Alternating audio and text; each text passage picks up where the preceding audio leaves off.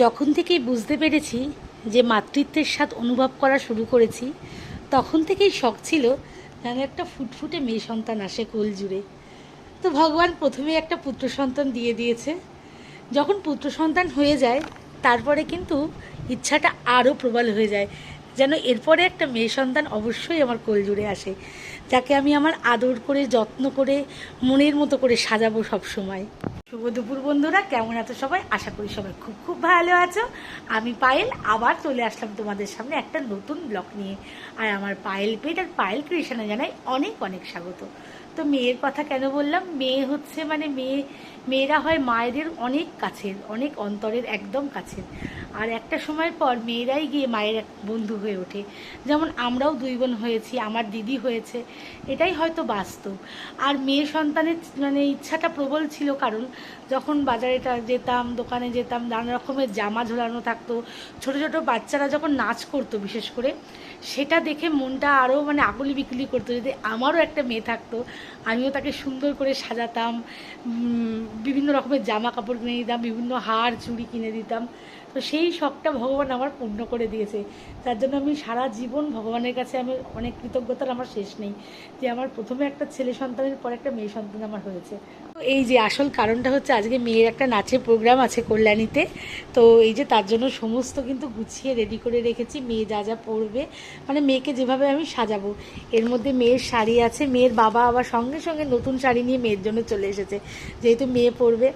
তো আর এই যে মেয়ের যত মানে গয়নাগাটি, চুড়ি, মালা, যা যা লাগবে আমি মোটামুটি গুছিয়ে রেখেছি। মেয়ে আসবে স্কুল থেকে, আসলে মেয়েকে রেডি করবো। তো আজকে শনিবার, আর আজকে সকাল থেকে ব্লগটা একদমই স্টার্ট করতে পারিনি, কারণ সকালবেলাটা আজকে খুব চাপের ছিল। যেহেতু আমার গান থাকে শনিবারে, তো আজকে ছিল না, কিন্তু আমার শরীর প্রচণ্ড পরিমাণে অসুস্থ ছিল। মানে ব্যথাটা অনেকটা কমেছে, কিন্তু তাও মানে যেহেতু ব্যথার ওষুধ টষুধ খাওয়া হচ্ছে, শরীরটা খুব খারাপ ছিল সকাল থেকে আজকে। আর মেয়ের স্কুল যাওয়া, মেয়ের প্রজেক্ট ছিল আজকে, মেয়ের প্রজেক্টটা পুরো আমার ছেলে রেডি করে দিয়েছে।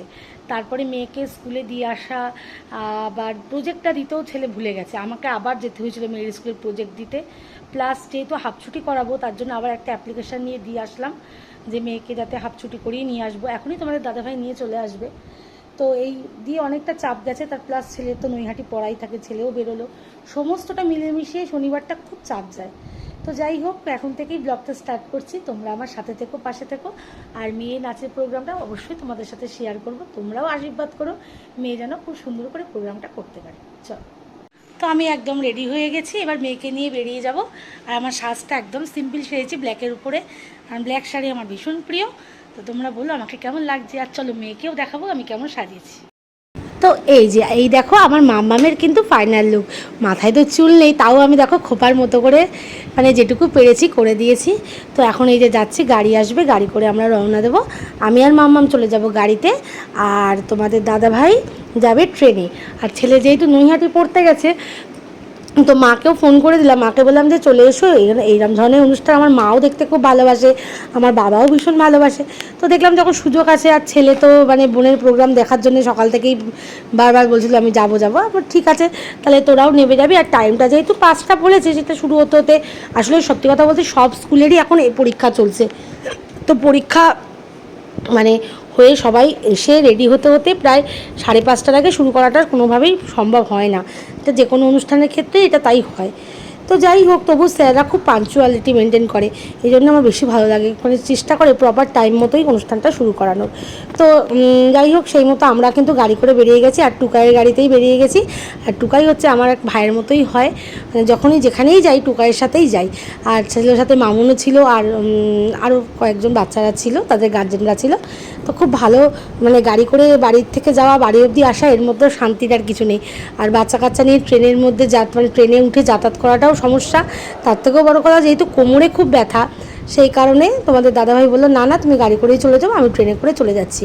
তো মেয়ে আমার তো সেই বাবা বাবা বাবা করে পাগল হয়ে যায়, বাবা ছাড়া যাবে না। যেহেতু গাড়িটার জায়গা ছিল না, ওই জন্য তোমাদের দাদাভাইকে তো গাড়িতে নিতে পারিনি। যাই হোক, আমরা প্রায় গন্তব্যে এসেই গেছি। তো এই যে চলে এসেছি ইউনিভার্সিটির মধ্যে, কল্যাণী ইউনিভার্সিটির মধ্যে আব্দুল কালাম আজাদ অডিটোরিয়ামে। স্যারের প্রোগ্রাম, যে যা কিছু প্রোগ্রাম স্যারের এখানেই হয়। তো এর আগেও যখন মামামদের বাৎসরিক একটা অনুষ্ঠান হয়েছিল গত বছরে পুজোর আগে, সেই অনুষ্ঠানটাও কিন্তু এখানেই হয়েছিল। আর এবারে হচ্ছে পুরস্কার বিতরণী উৎসব পুরস্কার বিতরণী অনুষ্ঠান, সেটাও কিন্তু এখানেই হবে। তার সঙ্গে মানে নাচেরও প্রোগ্রাম আছে।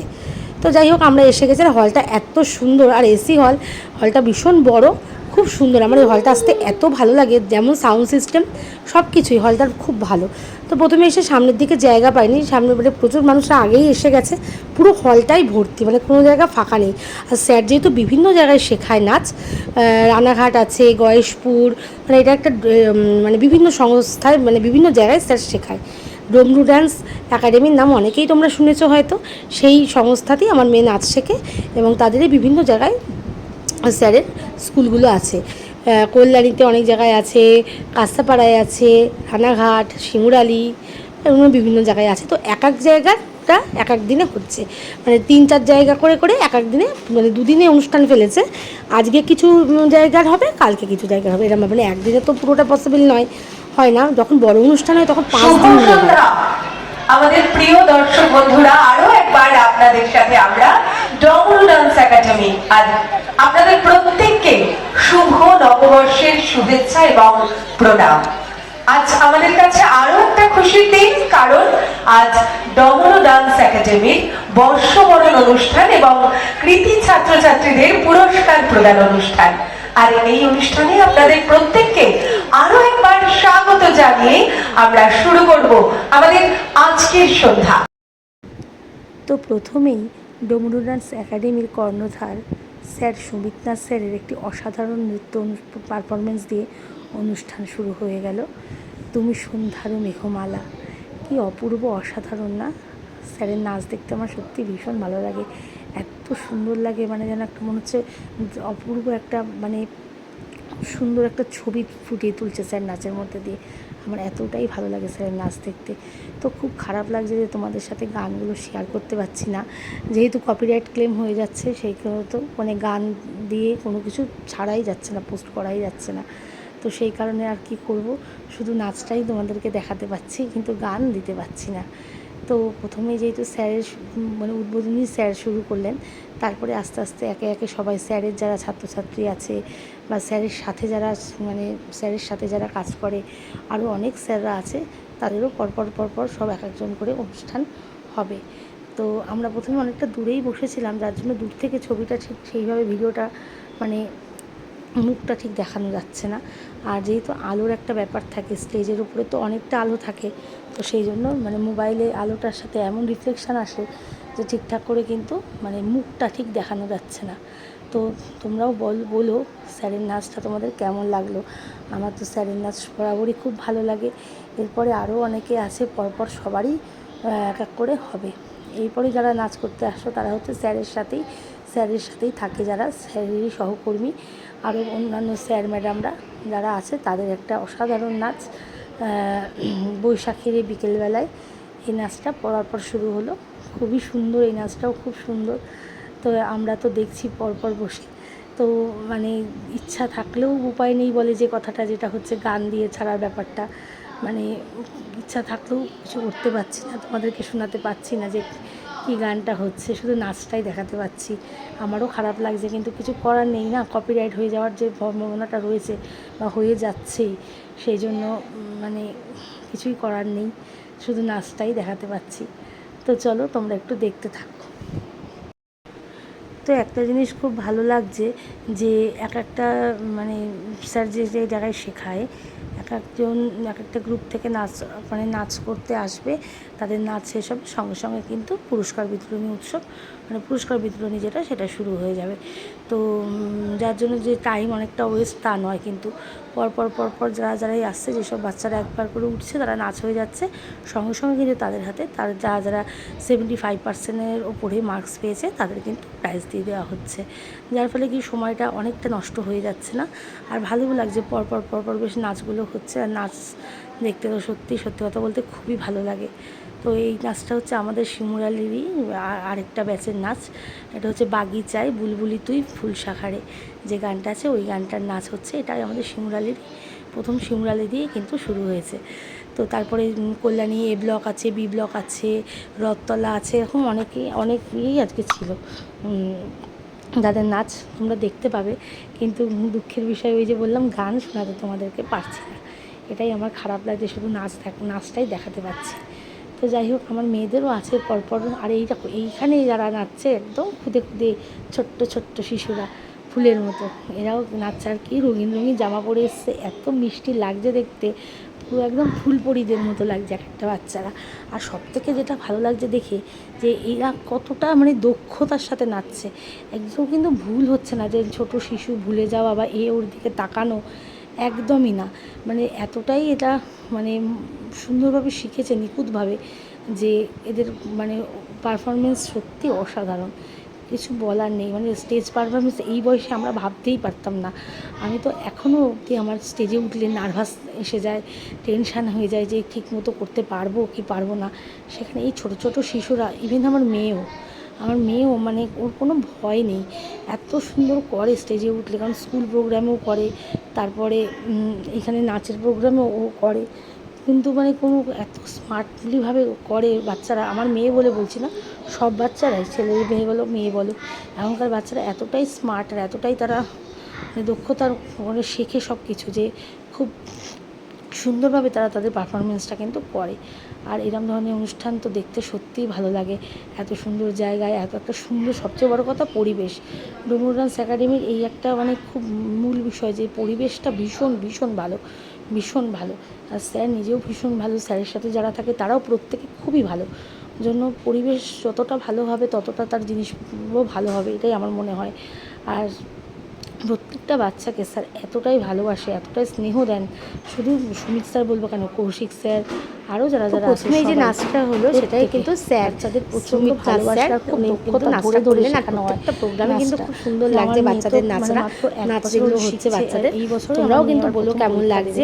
আর তার মধ্যে তোমাদের দাদাভাইও চলে এসছে, আমার মা ছেলে সবাই চলে এসছে, আমরা সবাই মিলে কিন্তু অনুষ্ঠানটা দেখছি। তোমরাও বলো কেমন লাগছে। সবাইকে ধরে ধরে আমার মেয়ে অল্প দিনের মধ্যেই এত সুন্দর শিখে গেছে, খুব অল্প দিনের মধ্যেই, যে খুব ধরে ফেলেছে চট করে বিষয়টাকে। আর মানে প্রত্যেকটা বাচ্চাকে আলাদা আলাদা করে হাতে ধরেই শেখানো হয়, যে এমন না যে একজনকে দেওয়া হচ্ছে গুরুত্ব, আরেকজনকে দেওয়া হচ্ছে না, তা একদমই নয়। এই জন্যই খুব ভালো লাগে। আর এই যে এবার কিন্তু শুরু হয়ে গেছে আমার মেয়েদের নাচ। তোরা যে যা বলিস ভাই, আমার সোনার হরিণ চাই। আর কি করব, তোমরা নাচটাই দেখো। আর এই যে আমার টুনি রানী কিন্তু এই যে নাচ করছে, টুনি রানী। তো এইবার কিন্তু আমরা অনেকটাই, মেয়ের নাচের আগে আমরা কিন্তু অনেকটা আগে এগিয়ে এসেছি। সামনের দিকে দেখলাম কিছু ফাঁকা জায়গা আছে, ওই জন্য আমরা কিন্তু সামনেই চলে আসলাম। তো যাই হোক, পরপর অনুষ্ঠান চলছে। এরপরে কিন্তু আবার একটু বড়দের, এটা হচ্ছে কল্যাণী এ ব্লকের নাচ। আর একটু বড়দের এরমভাবে সব জায়গারই পরপর হবে। আর হওয়ার পরে কিন্তু তারা যারা প্রাইজ পেয়েছে তাদের স্যার প্রাইজ দিয়ে দিচ্ছে। আর লাস্টে ছিল হচ্ছে স্যারদেরই একটা নাটক। শেষে যে নাটকটা হয়েছে সেটা হচ্ছে ভূষুণ্ডির মাঠ। স্যাররাই বড়রা মানে পারফরমেন্স করেছে, এত অপূর্ব লেগেছে তোমাদেরকে কি বলবো। মানে আমি এরকম মানে দেখিনি কোনোদিন এরকম নাটক, মানে খুব হাসির। ভূষুণ্ডির মাঠ হচ্ছে খুব হাসির, ভীষণ হাসির একটা। আর তার সাথে কিছু ভূতও আছে, মানে ভূত হাসি মিলিয়ে একটা খুব মজার একটা মানে নাটক, যেটা স্যাররা করেছে। এবং সেটা মানে দুর্দান্ত লেগেছে। কিন্তু মানে বলাই ছিল যে ওটা যেন আমরা ভিডিও না করি, স্যারের এখন কিছু রেস্ট্রিক্টেড থাকে, যেগুলো মানে স্যার বাইরে এক্সপোজ করে না স্যার। সো সেই কারণে স্যারের কথা অনুযায়ী আমরা কিন্তু মানে ভিডিওটা করতে পারিনি। তোমরা ইউটিউবে সার্চ করলে হয়তো দেখতে পারবে ভূষুণ্ডির মাঠ। যারা যারা দেখোনি তারা কিন্তু অবশ্যই দেখো, আমি বলবো খুব ভালো একটা নাটক আর খুব মজার, হাসির। আর ইউটিউবে কিন্তু ডমরু ডান্স একাডেমি সার্চ করলেও তোমরা কিন্তু পেয়ে যাবে। আর সুবিন্দাস স্যারকে সার্চ করলেও তোমরা পেয়ে যাবে, ওখানেও স্যারের বিভিন্ন নাচ আছে, তোমরা কিন্তু দেখতে পারবে। সবার জন্য সবাইকে অসংখ্য ধন্যবাদ জানাই এইভাবে আমাদের সাথে থাকার জন্য। আমরা আজকের মতো এখানে আমরা আমাদের আজকের অনুষ্ঠান শেষ করছি। শুভরাত্রি, সবাই ভালো থাকবেন। মেয়ে কই?